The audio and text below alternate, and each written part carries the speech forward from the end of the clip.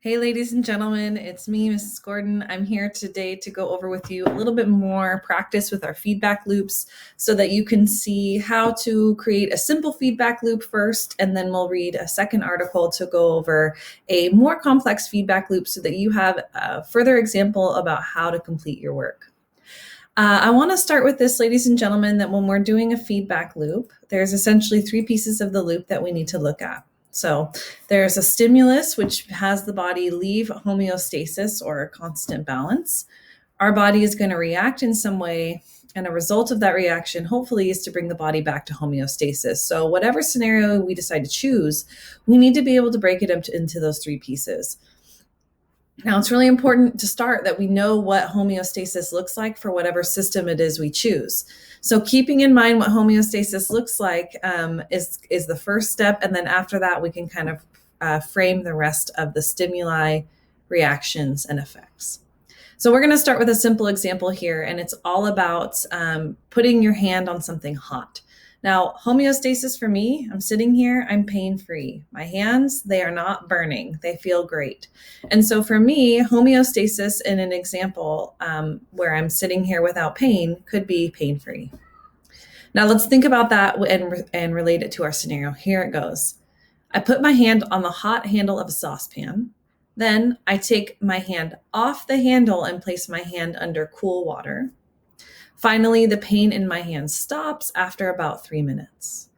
So this is a really simple feedback loop. It's one that doesn't go into the complex systems that we've learned about so far in this unit, but it's a way for us to visually represent a scenario in which we have homeostasis, a stimulus, a reaction, and an effect. So let's start with this, the stimulus as it relates to homeostasis. So first of all, my homeostasis is I have no pain in my hand, so pain-free hand. Okay, so that would be what I want my normal balanced system to feel like and look like, would be pain-free. Now, what's the stimulus? What takes my hand from going from pain-free to all of a sudden outside of that homeostatic level?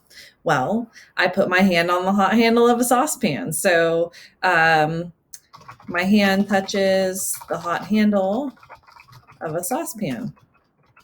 Now, obviously, that little movement is going to take my body out of this pain-free state and into a very painful state.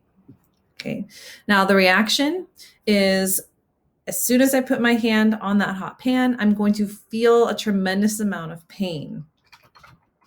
So immediate pain, I can go into detail if I wanted to about what pain is. You might consider Googling, why do I feel pain when I touch a hot saucepan? And you would be able to find information about pain receptors in my hand, tell my brain to remove my hand from the pot or the saucepan. Is there a difference? I don't know. I'm going to resize this once again so it fits nicely into my little box. Okay. In my scenario there, you say, I also place my hand under cool water. All right. So then I could say immediate pain receptors in my hand, tell my brain to remove my hand from the saucepan.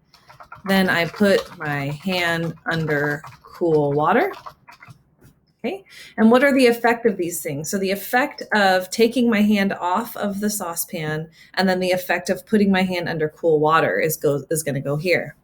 So the immediate pain is reduced, and after 3 minutes, my hand feels pain-free.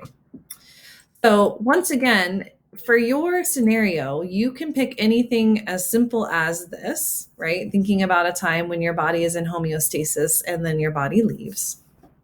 And there's a list on the last slide that I'll show you. Or if you are inclined, I would highly recommend looking specifically into a body system and understanding physiologically how these systems work. So for example, if you were looking at this, your hand touches the hot handle of a saucepan, go ahead and Google what happens in my nervous system when I touch something hot. And that will give you some more details that you can put into your reaction. You can talk about the nervous system. You can talk about receptors, thinking about how that works. You could also leave it simple as I have here. Okay, but the key is that you're creating a visual representation of a homeostatic level, leaving homeostasis and returning. Now there's a little bit more complex example I want to share, and it's here. So I'm going to read this to you. This is about calming your nerves through and heart through meditation, which I think is an important message anyway. So let's go ahead and do this together. When we are stressed, our body releases chemicals that temporarily improve performance. Cortisol, adrenaline, and other stress hormones increase heart rate, slow digestion, and increase blood pressure, all to allow greater blood flow to our muscles, heart, and brain to be able to think and act quickly in the face of immediate acute stress.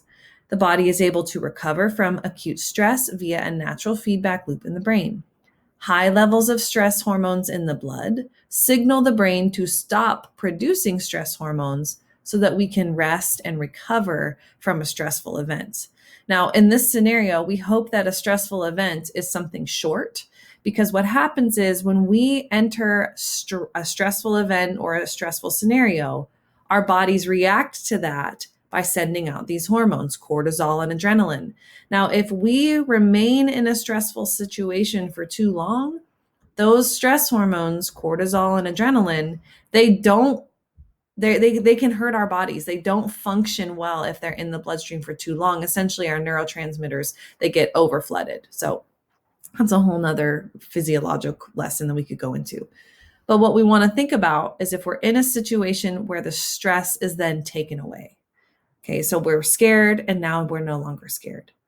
The body is going to recognize high levels of these hormones in the bloodstream and say, woof, time to slow on down. So the brain will actually stop creating those stress hormones so that they can be removed from your bloodstream and you can return to an anxious-free or stress-free state.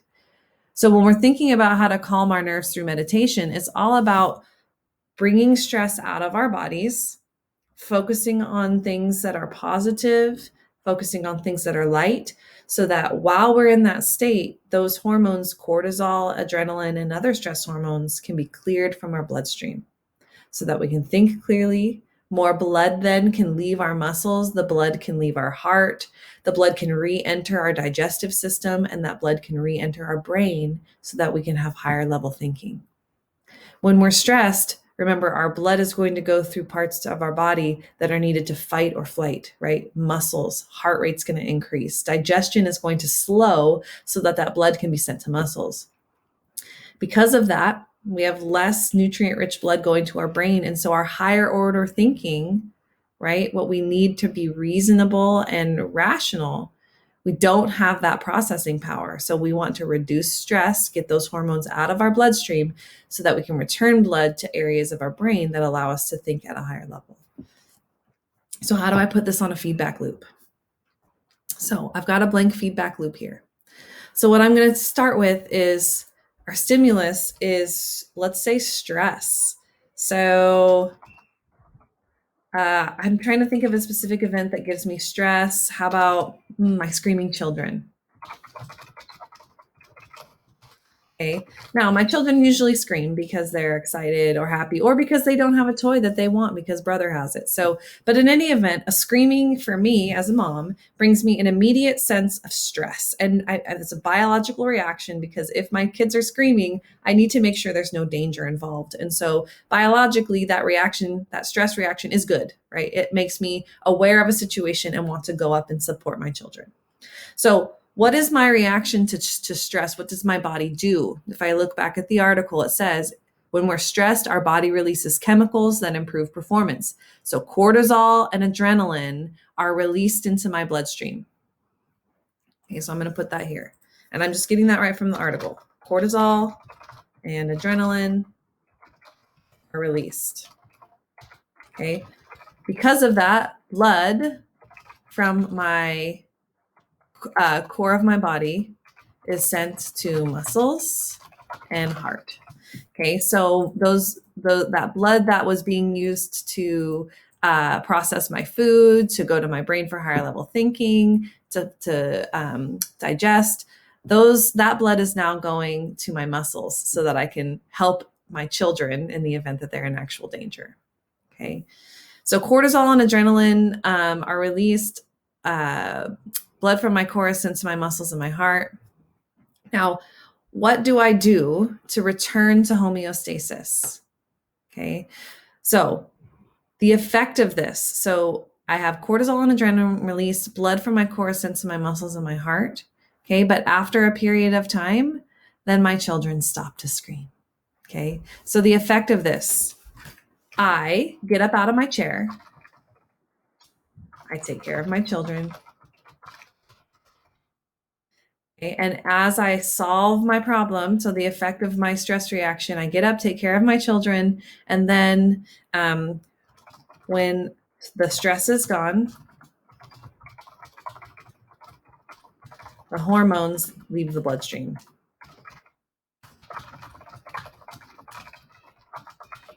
So the key here in this third bubble is that whatever happened has to now return to normal. So once again, if I'm looking at a feedback loop of stress, my children are screaming, what does my body do? It releases cortisol and adrenaline. Okay, after I get that cortisol and adrenaline, that allows me to get up, take care of my children. That alleviates my stress, hopefully. And then once my stress is gone, those hormones, cortisol and adrenaline, can leave my bloodstream. Boom, I'm back to normal. Okay, but once again, this is a somewhat complicated loop, and I'm not expecting everyone to go there. You could do something as simple in your loop as this. Okay, so here's some more ideas about what you might consider looking into if you do your loop. You might consider looking into meditation. Again, we went over these before. You might look into what happens when you overeat or you don't eat enough. What could happen when you cut or scrape your skin? How does your body repair? So once again, you can think of something as simple as putting your hand on a saucepan, or you can think of something as complex as your body's hormonal reaction to stress. That's it for today, you guys. Have a great day.